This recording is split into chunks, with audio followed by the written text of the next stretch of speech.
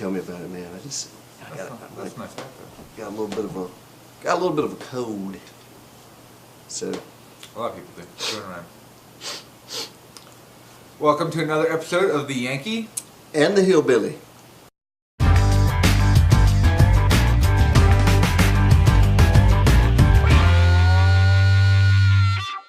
And here we are. We are going to talk about a subject where we're not trying to be funny today. Teacher pay, specifically in North Carolina. Yes, I mean we can tie this into the Yankee and the Hillbilly because we can do some comparisons about what teacher pay is in the Yankee states and compared to what they are down in the South, and we can explore why that happens and talk about that. I do know that being an educator with 20 years of experience in public education, that over the past 10 years there has been, it seems like, an attack on public education, and I have some reasons why I think that's happening, but I want to hear what you think about it because you relocated. Let's talk about teacher pay for real quick in North Carolina. Okay. I spent a year up in New Jersey as a special education aide, not a teacher, an aide, and then I also worked at night as an assistant manager at a toy store. I made more money doing that until my fourth year teaching when I got my master's degree and my master's pay kicked in. Which we need to talk about that too, the master's degree and the General Assembly not wanting to compensate you or recognize that as being a asset. But honestly, I think they're going to rectify that this session. But we can't talk about that. So, but I mean, no one becomes a teacher because they want to get paid a lot of money. Yeah. You know, you do it for the students, and that's one of the things that makes teachers an easy target.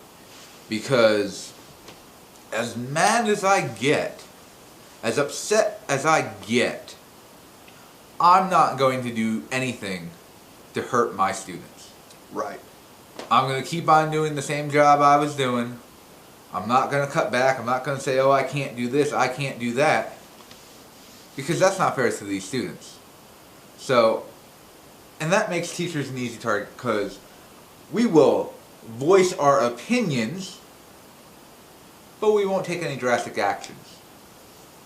Yeah, I know that in North Carolina we are a right to work state, which means that we have no negotiating or bargaining power whatsoever. We basically have to pretty much do whatever the state tells us that we have to do. And but there's a ways around that because I mean, even coming from where I came from, you know, where unions did and you know teachers would go on strike.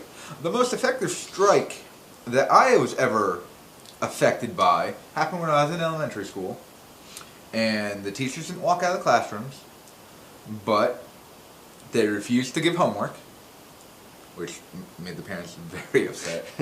I loved it as a kid. But then they wouldn't go to any of the after-school meetings. They wouldn't do any of that extra stuff. Right. You know, after school, you know, they did their job, but, you know, they wouldn't stay for the meetings. They wouldn't do, and honestly, I mean, I don't see why that couldn't happen in North Carolina. I know that I personally probably would not participate in those sort of things because it ties, for what we do, it really ties too much into, you know, how it affects the kids. So if we did not attend those type of meetings, then it would start affecting the kids. So the governor, Pat McCrory, has come out and said he is going to give a raise to beginning teachers. So experienced teachers like Jay and myself will not be getting raises. Jay likened this to a snowstorm, and they're only going to plow the newer roads and leave the older roads unplowed. Yeah, when I was thinking about it, because if you look at McCrory's model for what he's trying to do, if you look really closely at it and you look through it, I mean, it's a con game. It's a con game. I think it is used to further his agenda to pretty much tear down public education, because his position is, and he will tell you all day, yeah, I care about teachers, I care about education. Well, his actions so far have demonstrated that he really doesn't. I think what he's trying to do by only giving a certain amount of teachers a pay raise is to divide the teaching community into the newer teachers, experienced teachers. Because right now, pretty much the entire state, if you're a public educator, the entire state is protesting. All teachers are protesting because nobody has gotten a raise. Well, one raise in 7 years.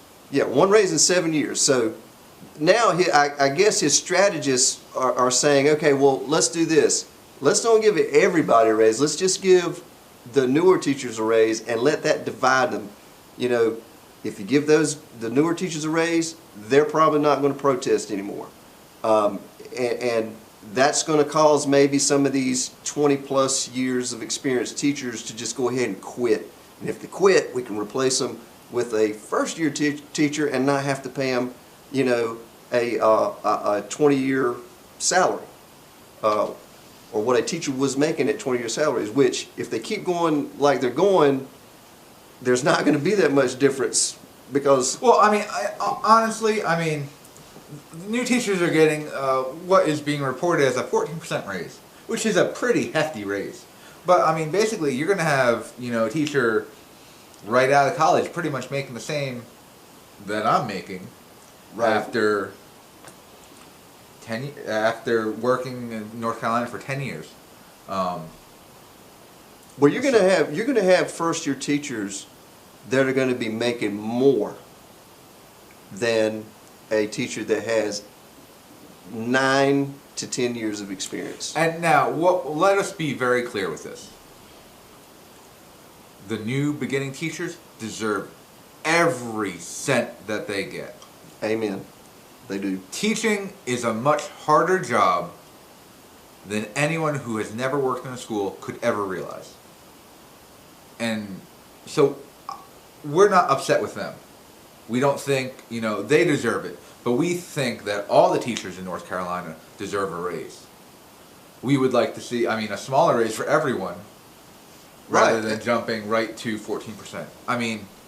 Well, it's like, okay, these are the questions that I have. Is it, and we can argue about what's fair and what's not fair all day long, but this is the way I look at it. As I look at it as a justification of how can you justify giving a 14% raise to a first-year teacher teaching first grade whose classroom is right next to a veteran 20-plus years first grade teacher who has been given the responsibility to mentor all these new teachers. So, you're teaching the same grade level, and how can you justify giving this new first-year teacher a 14% raise and then not giving the veteran teacher anything? Then my next question is does this not just blow holes all in the evaluation system that we have right now, or the EVOS, is it EVOS? Mm-hmm. The EVOS system. And how does this affect the evaluation system? How does this affect the whole performance pay? How do you bring that into the argument? Because, well, I'll be perfectly honest. I don't think the performance pay system was well thought out when they planned it, implemented it, whatever. So if that's going away, I'm glad to see that going away. But if they're doing this to try, new teachers are leaving the state. We're not retaining teachers. Well, I hate to tell you, that's not going to keep them here. It's not going to keep them here because even with a 14% raise, new teachers are still making several thousand less than new teachers would be making up north. And And 2 to 3 years, in 2 to 3 years, these new teachers that are coming from the north and other states, you just made it attractive for them to come down and teach for 2 or 3 years to get enough experience, so then they can move right back up and try to get a job. And I know personally 2 teachers that have done that. They came and worked in North Carolina for 2 years. They were from Michigan. They came down. You have to have experience before you can get a job in Michigan. They came down, got their experience. Michigan, Ohio, New York, New Jersey, Connecticut. The list goes on and on. I mean, now I'm not saying, I came down here and I stayed. I love North Carolina. It's a beautiful, wonderful, wonderful state. But, I mean, a lot of teachers, they come down here for a job and then they move on. I mean, it happens. But by rewarding, the first couple of years, that's not going to change anything. McCrory's plan, this is what the analogy, when I was thinking about his plan. We're having a snowstorm right now, and Pat McCrory, he was scheduled to come on and speak on the local news about the winter crisis. So I made an analogy. I said, Pat McCrory is going to come on and he's going to talk about the coming winter weather. His plan is to clear all roads that are 10 years or younger. So everything that's a new road up to 10 years, he's going to clear that off and treat it and make it pristine. Everything else that's 10 years or older just has to suffer. When asked, how does that make any sense? And, he basically says it makes perfect sense. I'm inclined to believe that he doesn't care. He has a different agenda. I personally think that him and the people who control the General Assembly right now, I don't think they have any idea what's going on in schools. I don't think they understand the wide range of testing that is going on. I mean, there is more standardized testing this year than there has been any other year, and contrary to the commercials where he says he cut back on testing, these kids are being tested all the time. 3rd grade is getting tested out the yin-yang because they're like taking these little miniature, what are those miniature tests? Yeah. And we got, folks, we got 3rd grade teachers that are crying coming out of the classroom and saying, why don't they just let us teach? Yeah. Why don't they just let us teach? And for people who are not, that don't work in education, trust me, and I'm not trying to insult anybody, but unless you have gone in and worked, I'm going to say, and worked as a teacher for at least a year, and a year is only going to give you just a little bit of what it's like to work in education. You're not going to know the whole scope of it. So people that have never done it, guys, we're doing more. We're doing more than babysitting and passing out crayons, which is what a lot of the general population thinks that we're doing. A lot of the parents think we're doing too. I mean, I think if you're making education policy, you should have to spend at least a week in a school. Right. I mean, teaching. I mean, being part of the instruction, being part of delivering the instruction. Should I be making foreign policy, having never had any foreign policy, international experience? No. And here's another thing that gets me, Matt, is that you got people in places of power who are, they're going on their like 70s, late 70s, and they're in there like, back when I went to school, a chalkboard and a piece of chalk was good enough for me. We had 50 kids in that classroom. Where's the abacus? I don't see an abacus. And when we went outside, playing on concrete and sharp metallic objects was good enough for us. It just boggles the mind. And some of you may have heard this when they talk. This guy was talking about money being spent to build schools. And he said, why do they have to be taught in a Taj Mahal? You could teach kids in a dairy barn if you had a good teacher in the right curriculum, which we're not even going to start talking about curriculum. No. That's a whole different session. I will say this: a good teacher makes do with what they have, and if you let them do it, if you turn them loose, if you turn a good teacher loose, they will teach your child.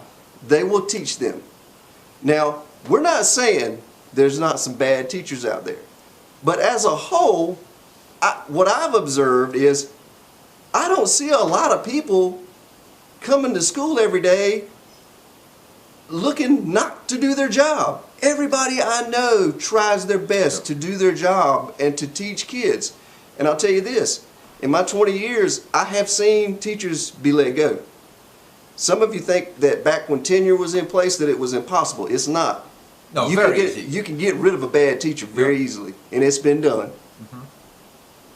So, ooh, I'm starting to get fired up now. Should I tilt my hat forward? Should I look more like protrude my lower jaw to make me look more tough? There's a lot of rumors going about what's happening in education, and I think if you really are worried about it, go spend some time in your local school. Agreed. You need to go if you really want to know what's going on. Volunteer, and you will be amazed at the wonderful things that are happening, that the teachers are doing, and you'll be shocked at some of the hoops that the teachers and administrators have to jump through. Yeah, and know this, it's been proven time and time again that, you know, in the news you hear it, teachers have laid down their lives for their students, and these are the type of people that you're talking about. These are the type of people who have the kids' best interest in mind. These are the people who are asking, we don't want to make, we're not looking to make $100,000 a year. We're not looking to drive around in Bentleys and Rolls Royces.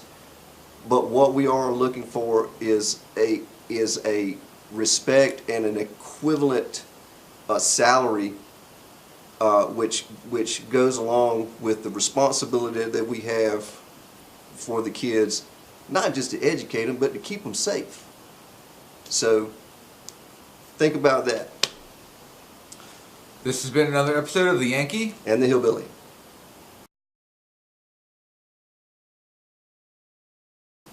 What he said. Splicey? Splicey. Kind of karmatic. Splicey. I kind of like it.